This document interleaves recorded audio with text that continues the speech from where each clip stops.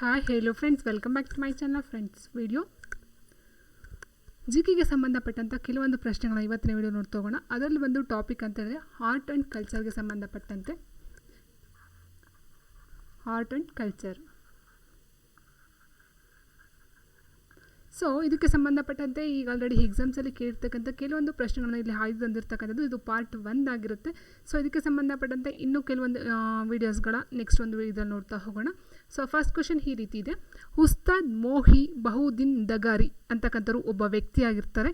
Ustad ಮೋಹಿ ಬಹುದ್ದೀನ್ ದಗಾರಿ ಇವರೊಬ್ಬರು legendary musician ಆಗಿರ್ತಾರೆ. Okay, so ಹಾಗಾದರೆ ಇವರು ಯಾವ ಒಂದು ಸಂಗೀತ ವಾದ್ಯಗಳೊಂದಿಗೆ ಸಂಬಂಧವನ್ನು ಹೊಂದಿದ್ದಾರೆ ಅಂತಕ್ಕಂಥದ್ದು ಇಲ್ಲಿ ಪ್ರಶ್ನೆ ಆಗಿದೆ. ಸಿತಾರ್, ರುದ್ರವೀಣಾ, ತಬಲಾ, ಕೊಳಲು. ಆಪ್ಷನ್ಸ್ಗಳನ್ನ ಈ ರೀತಿ ಕೊಟ್ಟಿದ್ದಾರೆ. ಉಸ್ತಾದ್ ಮೋಹಿ ಬಹುದ್ದೀನ್ ದಗಾರಿ ಅಂತಕ್ಕಂಥವ್ರು ಒಬ್ಬ ಸಂಗೀತಗಾರ ಆದರೆ ಯಾವ ಒಂದು ಸಂಗೀತ ವಾದ್ಯವನ್ನು ಇಟ್ಕೊಂಡು ಅವರು ಈ ಒಂದು ಸಂಗೀತಗಾರ ಅಂತಕ್ಕಂಥದ್ದು ಫೇಮಸನ್ನು ಪಡ್ಕೊಂಡು ಅಂತ ಹೇಳೋದಾದರೆ ಸೊ ಅದು ಬಂದು ರುದ್ರವೀಣಾ. ವೀಣಾ ಅಂತ ಕೇಳಿರ್ಬೋದು, ವೀಣೆ. ಸೊ ರುದ್ರವೀಣಾ ಇದರ ಒಂದು ವಾದ್ಯವನ್ನು ಅವರು ಯೂಸ್ ಮಾಡ್ತಕ್ಕಂಥದ್ದು ಆಗಿರುತ್ತೆ, ಇನ್ಸ್ಟ್ರೂಮೆಂಟು. ಇನ್ನು ನೆಕ್ಸ್ಟು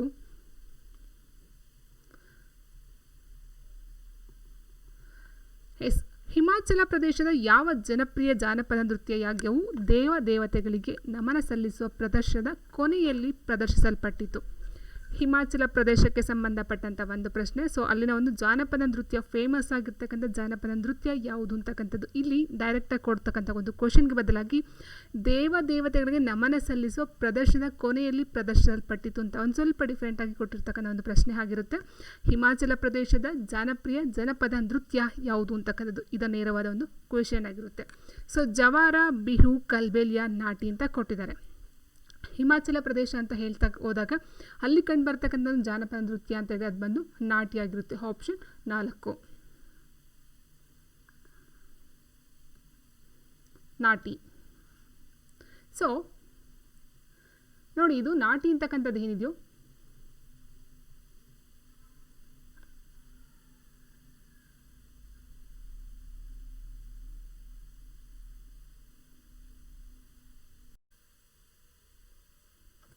ನಾಟಿ ಹಿಮಾಚಲ ಪ್ರದೇಶದ ಅತ್ಯಂತ ಪ್ರಸಿದ್ಧವಾದ ಒಂದು ಜಾನಪದ ನೃತ್ಯ ಅಂತ ಕರೆಯಲಾಗ್ತದೆ. ಸೊ ಆಧುನೀಕರಣದ ನಂತರವೂ ಹಿಮಾಚಲವು ತನ್ನ ಶ್ರೀಮಂತ ಸಂಸ್ಕೃತಿ ಮತ್ತು ಐತಿಹಾಸಿಕ ಪರಂಪರೆಯ ಬಗ್ಗೆ ಮರೆತಿಲ್ಲ ಅಂದಕ್ಕೊಂದು ಬೆಸ್ಟ್ ಎಕ್ಸಾಂಪಲ್ ಈ ಒಂದು ಜಾನಪದ ನೃತ್ಯ ಅಂತ. ಸೊ ಇದು ಹೆಚ್ಚಾಗಿ ಹಿಮಾಚಲ ಪ್ರದೇಶದ ಕುಲ್ಲು ಜಿಲ್ಲೆಗೆ ಸಂಪರ್ಕವನ್ನು ಹೊಂದಿದೆ. ಇದು ಸಹ ಕೇಳ್ಬೋದು. ಕುಲ್ಲು ಜಿಲ್ಲೆ ಅಂತಕ್ಕಂಥದ್ದು ಫೇಮಸ್ ಆಗಿರ್ತಕ್ಕಂಥ ಒಂದು ಪ್ರದೇಶ ಆಗಿರುತ್ತೆ ಈ ಒಂದು ನಾಟಿ ಅಂತಕ್ಕಂಥ ಒಂದು ಜಾನಪದ ನೃತ್ಯಕ್ಕೆ. ಆ್ಯಂಡ್ ನೆಕ್ಸ್ಟ್ ಈ ಒಂದು ನೃತ್ಯ ಏನನ್ನು ಹೇಳುತ್ತೆ ಅಂತ ಹೇಳಿದ್ರೆ ಕೃಷ್ಣ ಮತ್ತು ಗೋಪಿಯರ ಕಥೆಯನ್ನು ಹೇಳ್ತಕ್ಕಂಥದ್ದಾಗಿರುತ್ತೆ. ಓಕೆ, ಇನ್ನು ನೆಕ್ಸ್ಟ್ ಕೊಟ್ಟಿರ್ತಕ್ಕಂಥ ಆಪ್ಷನ್ ನೋಡ್ತಾ ಹೋದಾಗ ಇಲ್ಲಿ ಜವಾರ ಕೊಟ್ಟಿದ್ದಾರೆ, ಬಿಹು ಕೊಟ್ಟಿದ್ದಾರೆ, ಕಲ್ಬೇಲಿಯಾ ಕೊಟ್ಟಿದ್ದಾರೆ, ನಾಟಿ ಕೊಟ್ಟಿದ್ದಾರೆ, ಹೌದಲ್ವಾ? ಸೊ ಇದಕ್ಕೆ ಸಂಬಂಧಪಟ್ಟಂತೆ ನೋಡ್ತಾ ಹೋದರೆ ಜವಾರ ಎಲ್ಲಿ ಕಂಡು ಬರುತ್ತೆ, ಬಿಹು ಎಲ್ಲಿ ಕಂಡು ಬರುತ್ತೆ, ಆ್ಯಂಡ್ ಕಲ್ಬೇಲಿಯಾ ಎಲ್ಲಿ ಕಂಡು ಬರುತ್ತೆ ಅಂತಕ್ಕಂಥದ್ದಾದರೆ ನೋಡಿ,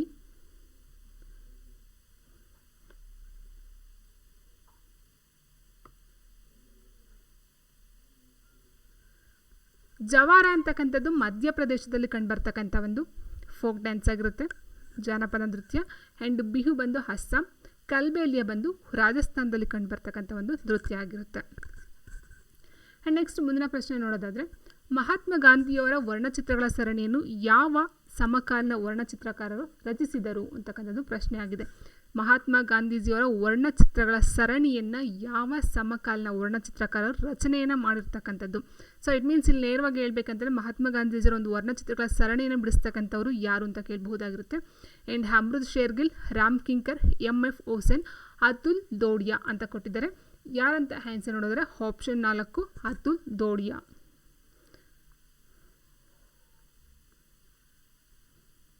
ಆಪ್ಷನ್ 4.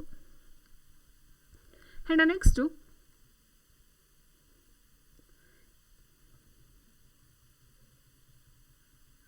ಈ ಕೆಳಗಿನ ಜಾನಪದ ನೃತ್ಯಗಳು ಯಾವುದು ಅಸ್ಸಾಂನಿಂದ ಬಂದಿದೆ? ಗಿದ್ದ ಅಥವಾ ಗಿಡ್ಡ ಅಂತ ಹೇಳ್ತೀವಿ, ಲೆಜಿಮ್, ನಾಟಿ, ಬಗುರುಂಬ. ಸೊ ಆಲ್ರೆಡಿ ನಾವು ನೋಡ್ತಾ ಹೋದಾಗೆ ಈ ಒಂದು ಅಸ್ಸಾಮಲ್ಲಿ ಕಂಡು ಬರ್ತಕ್ಕಂಥದ್ದು ಯಾವುದು ಅಂತ ಹೇಳಿದರೆ ಬುಗುರುಂಬ ಅಂತಕ್ಕಂಥದ್ದು. Option D Bagurumba. ಹಾಗಾದರೆ ಗಿದ್ದ ಅಥವಾ ಗಿಡ್ಡ ಇದು ಎಲ್ಲಿ ಕಂಡು ಬರುತ್ತೆ? ಸೊ ಇದು ಬಂದು ಪಂಜಾಬಲ್ಲಿ ಕಂಡು ಬರ್ತಕ್ಕಂಥ ಒಂದು ಜಾನಪದ ನೃತ್ಯ ಆಗಿರುತ್ತೆ, ಪಂಜಾಬ್. ಆ್ಯಂಡ್ ಲೆಜಿಮ್ ಅಂತಕ್ಕಂಥದ್ದು ಏನಿದೆಯೋ ಇದು ಬಂದು ಮಹಾರಾಷ್ಟ್ರದಲ್ಲಿ ಕಂಡು ಬರ್ತಕ್ಕಂಥದ್ದು, ಮಹಾರಾಷ್ಟ್ರ.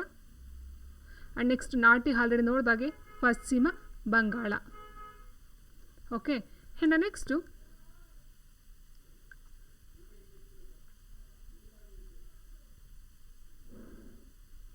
ಹಿಮಾಚಲ ಪ್ರದೇಶದಿಂದ ಬಂದ ಜಾನಪದ ನೃತ್ಯ ಯಾವುದು? ಸೊ ಹಿಮಾಚಲ ಪ್ರದೇಶ ಅಂತ ಹೇಳಿದಾಗೆ ಆಪ್ಷನ್ 1 ನಾಟಿ. ಸೊ ಯಾಕಂದರೆ ಇದು ಆಲ್ರೆಡಿ 2-3 ಸರಿ ಎಕ್ಸಾಮಲ್ಲಿ ರಿಪೀಟ್ ಆಗಿರ್ತಕ್ಕಂಥ ಕ್ವಶನ್, ಸೊ ಹಾಗೆ ಇಲ್ಲೂ ರಿಪೀಟ್ ಆಗಿದೆ. ಪಾರ್ಶ್ವನಾಥ ದೇವಾಲಯವು ಯಾವ ರಾಜ್ಯದಲ್ಲಿ ಕಂಡುಬರುತ್ತದೆ? ಸೊ ಮಧ್ಯಪ್ರದೇಶ, ರಾಜಸ್ಥಾನ, ಕರ್ನಾಟಕ, ಕೇರಳ ಅಂತ ಕೊಟ್ಟಿದ್ದಾರೆ. ಸೊ ಪಾರ್ಶ್ವನಾಥ ಅಂತಕ್ಕಂಥ ನಾವು ನೋಡ್ತಾ ಹೋದರೆ ಫಸ್ಟ್ಗೆ ನಮಗೆ ಕಂಡು ಬರ್ತಕ್ಕಂಥದ್ದು ಏನು ಹೇಳಿ, ಪಾರ್ಶ್ವ ಅಂತ ಹೇಳಿದಾಗ 23ನೇ ತೀರ್ಥಂಕರಾದಂತಹ ಈ ಒಂದು ಜೈನ ಧರ್ಮದ ತೀರ್ಥಂಕರಲ್ಲಿ ಬರ್ತಕ್ಕಂಥದ್ದು. 23ನೇ ತೀರ್ಥಂಕ ಈ ಒಂದು ಪಾರ್ಶ್ವನಾಥರವರು ಬರ್ತಾರೆ, ಜೈನರಲ್ಲಿ ಕಂಡು ಬರ್ತಕ್ಕಂಥ ಒಂದು ಫೇಮಸ್ ಒಬ್ಬರು ತೀರ್ಥಂಕರಾಗಿರ್ತಾರೆ, ಹೌದಲ್ವಾ? ಸೊ ಇದು ಕಂಡು ಬರ್ತಕ್ಕಂಥದ್ದು ಎಲ್ಲಿ ಅಂತ ಹೇಳಿದಾಗ ರಾಜಸ್ಥಾನದಲ್ಲಿ ಕಂಡು ಬರುತ್ತೆ. ರಾಜಸ್ಥಾನದ ಬಾರ್ಮರ್ ಜಿಲ್ಲೆಯಲ್ಲಿ ಕಂಡು ಬರ್ತಕ್ಕಂಥದ್ದು, ಬಾರ್ಮರ್ ಈ ಒಂದು ಜಿಲ್ಲೆಯಲ್ಲಿ ಕಂಡು ಬರ್ತಕ್ಕಂಥದ್ದು. ಆ್ಯಂಡ್ ಇದರ ನಗರ ಅಂತ ಹೇಳಿದ್ರೆ ನಕೋಡೈನ್ ನಗರ ಅಂತ ಹೇಳ್ತೀವಿ, ನಕೋಡೈನ್ ನಗರ. ಸೊ ಇಲ್ಲಿ ಕಂಡು ಬರ್ತಕ್ಕಂಥದ್ದಾಗಿರುತ್ತೆ.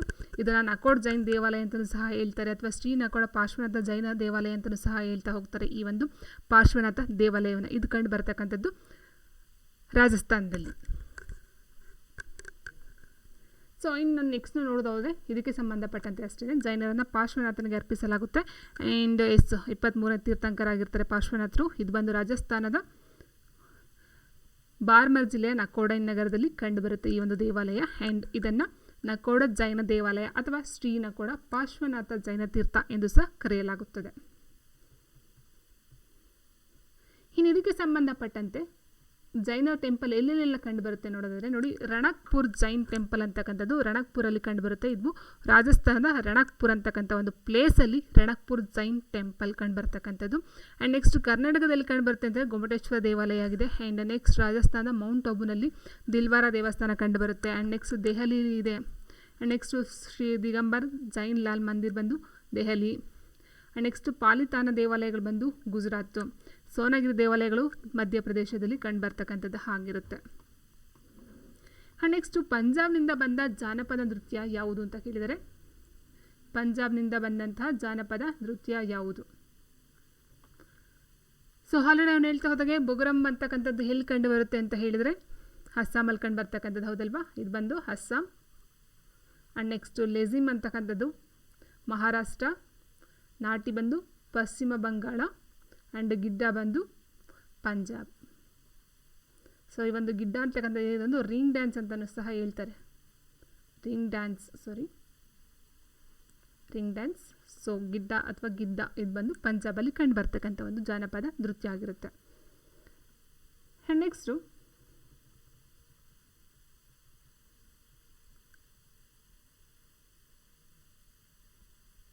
ಯಾವ ವೇದವು ಗರಿಷ್ಠ ಸಂಖ್ಯೆಯ ಪದ್ಯಗಳನ್ನು ಒಳಗೊಂಡಿದೆ? ಋಗ್ವೇದ, ಅಥರ್ವವೇದ, ಸಾಮವೇದ, ಯಜುರ್ವೇದ. ಸೊ ನಿಮ್ಗೆ ಗೊತ್ತಿರೋ ಹಾಗೆ ವೇದಗಳನ್ನು ನೋಡ್ತಾ ಹೋದರೆ 4 ವೇದಗಳನ್ನು ನೋಡ್ತಾ ಹೋಗ್ತೀವಿ. ಅದರಲ್ಲಿ ಋಗ್ವೇದ, ಅಥರ್ವಣವೇದ, ಸಾಮವೇದ, ಯಜುರ್ವೇದ. ಆದರೆ ಯಾವ ವೇದವು ಗರಿಷ್ಠ ಸಂಖ್ಯೆಯ ಪದ್ಯಗಳನ್ನು ಒಳಗೊಂಡಿದೆ ಅಂತಕ್ಕಂಥದ್ದನ್ನು ನೋಡೋದಾದರೆ ಋಗ್ವೇದ ಇದೆಯೋ ಇದು ಅತಿ ಹೆಚ್ಚು ಪದ್ಯಗಳನ್ನು ಒಳಗೊಂಡಿರ್ತಕ್ಕಂಥ. ಎಷ್ಟು ಅಂತ ನೋಡ್ತಾ ಹೋದರೆ ಅದನ್ನು ಸಹ ಹೇಳ್ತೀನಿ ನಾನು.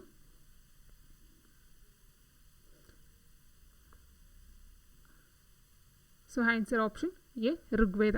ಇಲ್ಲಿ ಕಂಡು ಬರ್ತಕ್ಕಂಥ ಪದ್ಯಗಳ ಸಂಖ್ಯೆ ಎಷ್ಟು ಅಥವಾ ಇಲ್ಲಿ ಬರ್ತಕ್ಕಂಥ ಸೂಕ್ತಗಳಾಗಿರ್ಬೋದು. ಸೊ ನೋಡಿ, ಋಗ್ವೇದವು ವೇದದಲ್ಲೇ ಅತ್ಯಂತ ಹಳೆಯಾದಂಥ ಒಂದು ವೇದ ಆಗಿರುತ್ತೆ.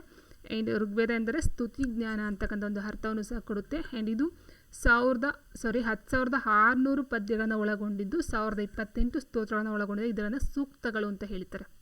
10,600 ಪದ್ಯಗಳು 1028 ಸ್ತೋತ್ರಗಳನ್ನು ಒಳಗೊಂಡಿದ್ದಿಲ್ಲ. ಸೊ ಇವೆರಡನ್ನ ಸೇರಿ ಟೋಟಲ್ ಆಗಿ ಸೂಕ್ತಗಳು ಅಂತ ಕರೀತಾ ಹೋಗ್ತಾರೆ. ಆ್ಯಂಡ್ ಇದು ಮಂಡಲಗಳು ಎಂದು ಸಹ ಕರೆಯಲ್ಪಡುವ 10 ಪುಸ್ತಕಗಳ ಸಂಗ್ರಹವನ್ನು ಸಹ ಹೊಂದಿದೆ ಅಂತ. Very very important. ಸೂಕ್ತಗಳು ಏನು ಅಂತ ಹೇಳಿದರೆ 10,600 ಪದ್ಯಗಳು ಮತ್ತು 1028 ಸ್ತೋತ್ರಗಳನ್ನು ಎರಡು ಸೇರಿ ನಾವು ಸೂಕ್ತಗಳು ಅಂತ ಕರಿತೀವಿ. ಆ್ಯಂಡ್ ಅದೇ ರೀತಿ 10 ಪುಸ್ತಕಗಳ ಒಂದು ಸಂಗ್ರಹವನ್ನು ಏನಂತ ಕರೀತಾರೆ? ಮಂಡಲಗಳು ಅಂತ ಕರೀತಾರೆ. ಓಕೆ, ಇದು ವೆರಿ ಇಂಪಾರ್ಟೆಂಟು.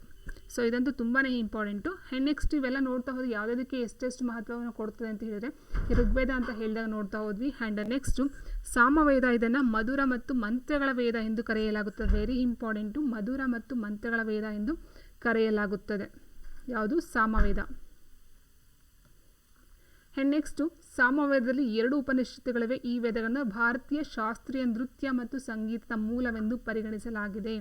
ಭಾರತೀಯ ಶಾಸ್ತ್ರೀಯ ನೃತ್ಯ ಮತ್ತು ಸಂಗೀತ ಮೂಲ ಯಾವುದು ಅಂತ ಸಹ ಕೇಳಬಹುದಾಗಿರುತ್ತೆ, ಅಥವಾ ಅತಿ ಹೆಚ್ಚು ಪದ್ಯಗಳನ್ನು ಒಳಗೊಂಡಿರ್ತಕ್ಕಂಥದ್ದು ಯಾವುದು ಅಂತ ಕೇಳ್ಬೋದು.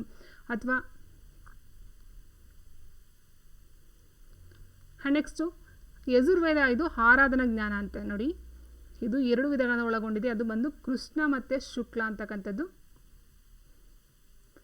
ಇದು ಧಾರ್ಮಿಕ ಪ್ರದರ್ಶನ ಮಂತ್ರಗಳನ್ನು ಸಹ ಒಳಗೊಂಡಿದೆಯಂತೆ. ತುಂಬ ಸಲ ಕೇಳಿದ್ದಾರೆ ಈ ಒಂದು ಪ್ರಶ್ನೆ ಏನಿದೆಯೋ, ತುಂಬ ಸಲ ಅದಕ್ಕಿಂತ ಹೆಚ್ಚಾಗಿ ಇದ್ರ ಮೇಲೆ ಒಂದು ಕ್ವಶನ್ ಡೆಫಿನೆಟಾಗಿ ಕೇಳ್ತಾರೆ. RRB ಆಗಿರ್ಬೋದು, ಸೆಂಟ್ರಲ್ ಗೌರ್ಮೆಂಟ್ ಎಕ್ಸಾಮ್ಗೆ ಬರ್ತಕ್ಕಂಥ ಒಂದು ಪ್ರಶ್ನೆ ಪತ್ರಿಕೆಯಲ್ಲಿ ಕೇಳ್ತಾ ಹೋಗ್ತಾರೆ. ಯಜುರ್ವೇದದ ಮೇಲೆ ಕೇಳ್ಬೋದು, ಋಗ್ವೇದದ ಮೇಲೆ ಕೇಳ್ಬೋದು, ಅಥವಾ ಟೋಟಲಾಗಿ ವೇದಗಳ ಮೇಲೆ ಕ್ವಶನ್ಸ್ನ ಕೇಳ್ಬೋದು. ಸೊ ಕೇಳ್ತಾ ಹೋಗ್ತಾರೆ. ಇದನ್ನು ನೋಡ್ಕೊಳ್ತಾ ಹೋಗಿ. ಯಜುರ್ವೇದ ಅಂತಕ್ಕಂಥ ಧಾರ್ಮಿಕ ಪ್ರದರ್ಶನ ಮಂತ್ರವನ್ನು ಒಳಗೊಂಡಿರ್ತಕ್ಕಂಥದ್ದಾಗಿರುತ್ತೆ. ಆ್ಯಂಡ್ ನೆಕ್ಸ್ಟು ಅಥರ್ವ ವೇದ ಇದೆ. ಈ ವೇದವು ದೈನಂದಿನ ಜೀವನ ಕ್ರಮವನ್ನು ಒಳಗೊಂಡಿರ್ತಕ್ಕಂಥ, ಇದನ್ನು ಮಾಂತ್ರಿಕ ಸೂತ್ರಗಳ ವೇದ ಎಂದು ಕರೆಯಲಾಗುತ್ತದೆ. ಇದು 3 ಪ್ರಾಥಮಿಕ ಉಪನಿಷತ್ತುಗಳನ್ನು ಒಳಗೊಂಡಿದೆ. ಓಕೆ, ಯಾವುದು? ಅಥರ್ವಣ ವೇದ. ಆ್ಯಂಡ್ ನೆಕ್ಸ್ಟ್ ನೋಡೋದಾದರೆ ಖಂಡವಿಯು ಭಾರತದ ಯಾವ ರಾಜ್ಯದ ಅನುಸರಣೆಯಾಗಿದೆ ಅಂತ ಕೇಳಿದರೆ, ಖಂಡವಿ, ಓಕೆ, ಸೊ ಇದು ಮಹಾರಾಷ್ಟ್ರ, ಗುಜರಾತ್, ಕರ್ನಾಟಕ, ಒಡಿಶಾ ಅಂತ ಕೇಳಿದರೆ, ಖಂಡವಿ ಅಂತಕ್ಕಂಥ ಒಂದು ಆಹಾರ ಪದಾರ್ಥದಲ್ಲೂ ಸಹ ಬರ್ತಕ್ಕಂಥದ್ದಾಗಿರುತ್ತೆ. ಈ ಒಂದು ಏನು ಕಡಲೆ ಹಿಟ್ಟು ಅಂತ ಹೇಳ್ತೀವಿ, ಸೊ ಅದನ್ನು ಯೂಸ್ ಮಾಡಿ ಮಾಡ್ತಕ್ಕಂಥದ್ದು. ಖಂಡವಿಯು ಭಾರತ ಯಾವ ರಾಜ್ಯದ ಅನುಸರಣೆಯಾಗಿದೆ ಅಂತ ಹೇಳಿದರೆ ಅದು ಒಂದು ಗುಜರಾತಲ್ಲಿ ಕಂಡು ಬರ್ತಕ್ಕಂಥದ್ದು. Option B, Gujarat. Okay, so ಈ ಒಂದು ಗುಜರಾತ್ ಅಂತಕ್ಕಂಥದ್ದು ಏನಿದೆಯೋ ಇಲ್ಲಿ ಪಟೂಲಿ,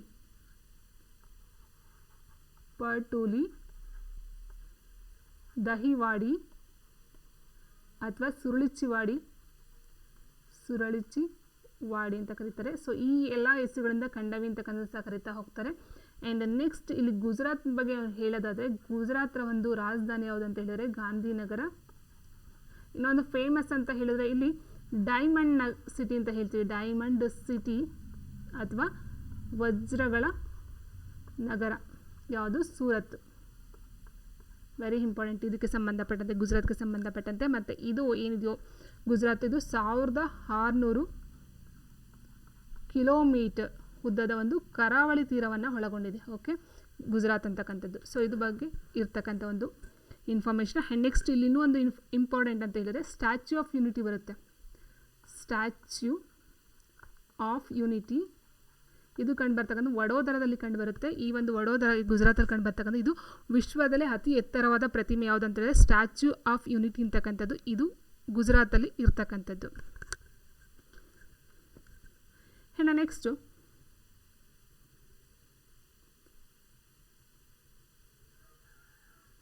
ಪ್ರಸಿದ್ಧ ಸೋಮನಾಥ ದೇವಾಲಯ ಎಲ್ಲಿದೆ ಅಂತ ಕೇಳಿದರೆ, ಸೊ ಸೋಮನಾಥ ದೇವಾಲಯ ಅಂತಕ್ಕಂಥದ್ದು ತುಂಬ ಫೇಮಸ್ ಆಗಿ ಏನಕ್ಕೆ ಅಂತ ಹೇಳಿದರೆ, ಈ ಒಂದು ದೇವಸ್ಥಾನದ ಮೇಲೆ ಆಫ್ಘಾನಿಸ್ತಾನದ ಮಹಮ್ಮದ್ ಗಜ್ನಿ ದಂಡೆತ್ತಿ ಬರ್ತಾನೆ.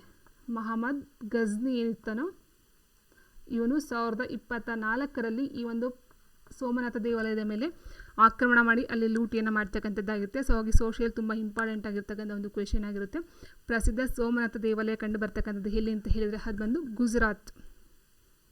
ಆಪ್ಷನ್ ಸಿ, ಗುಜರಾತ್ನ ಫೆರಾವಲ್ಲಿ ಅಂತ ಹೇಳ್ತೀವಿ, ಫೆರಾವಲ್ಲಿನಲ್ಲಿ ಕಂಡು ಬರ್ತಕ್ಕಂಥದ್ದಾಗಿರುತ್ತೆ. ಇದು ಭಾರತದಲ್ಲೇ ಆದಿ ಜ್ಯೋತಿರ್ಲಿಂಗಗಳನ್ನು ಹೊಂದಿರತಕ್ಕಂಥದ್ರಲ್ಲಿ ಇದು ಮೊದಲನೆಯದಂತಹ ಒಂದು ಇತಿಹಾಸವಿದೆ. ಸೊ ಅಂದರೆ ಸೋಮನಾಥ ದೇವಾಲಯದಲ್ಲಿ ಭಾರತದಲ್ಲೇ ಅತಿ ಹಳೆಯ ಆದಿ ಜ್ಯೋತಿರ್ಲಿಂಗಗಳಲ್ಲಿ ಇದು ಮೊದಲನೆಯದು ಅಂತಕ್ಕಂಥದ್ದು ಒಂದು ಇತಿಹಾಸ.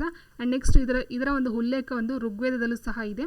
ಆ್ಯಂಡ್ ನೆಕ್ಸ್ಟ್ ಇಲ್ಲಿ ಏನಾಗುತ್ತೆ ಅಂತ ಹೇಳಿದ್ರೆ ತುಂಬ ಹಳೆಯ ಕಾಲದ ಒಂದು ಸೋಮನಾಥ ದೇವಾಲಯ ಆಗಿರ್ತಕ್ಕಂಥದ್ದು. ಬಟ್ ಇದನ್ನು 1951ರಲ್ಲಿ ಏನು ಮಾಡ್ತಾರೆ ಮತ್ತೆ ರೀಕನ್ಸ್ಟ್ರಕ್ಷನ್ ಮಾಡ್ತಕ್ಕಂಥದ್ದಾಗಿರುತ್ತೆ. ಅದು ಯಾರು ಅಂತ ಹೇಳಿದ್ರೆ ಆಗಿನ ಒಂದು ಗೃಹ ಸಚಿವರಾದಂತಹ